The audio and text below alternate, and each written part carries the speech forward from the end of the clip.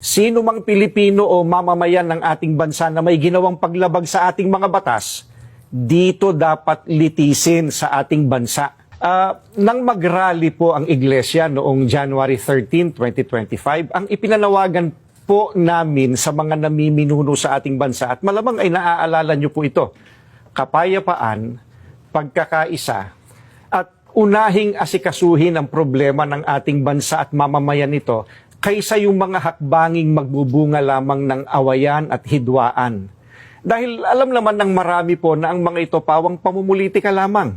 Ang nakakalungkot po ay yung panawagang yun ng Iglesia ni Cristo tila hindi pinakinggan ng mga kinauukulan. Kaya nga po, Kuya Jen, nangyari yung mga nangyayari ngayon. Hindi naman po natin may tatatwa ng sino man. Matindi ang pagkakabahabahagi ngayon ng mga nasa gobyerno hanggang sa ating mga mamamayan. Hindi lamang tayong mga Pilipino ang nakakaalam na hindi tayo nagkakaisa.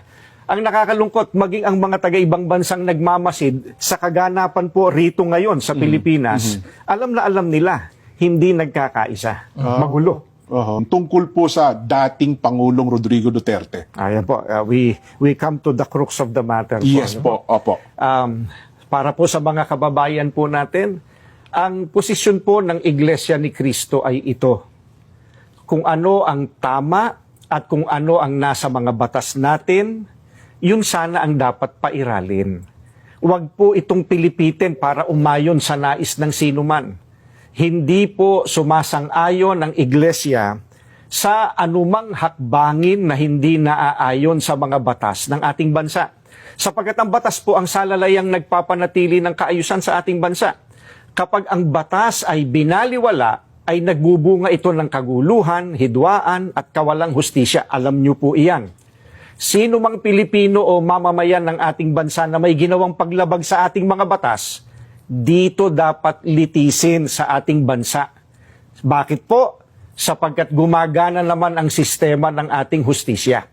Hindi po natin sinasabing wag litisin ang dating Pangulo sa mga iniaakusa laban sa kanya. Ang saganang amin po, nagtitiwala ang Iglesia ni Cristo sa integridad at kakayahan ng hudikatura para pagpasyahan ng ganitong bagay at usapin. Ang mga hukom natin ay may kakayahan po na gampanan ang kanilang tungkulin, na ipataw ang tamang hustisya at pairali ng katarungan sa lahat ng sandali. Kaya, hindi natin dapat isuko ang soberenya ng ating bansa sa iba. Yan po ang posisyon natin. Ayun.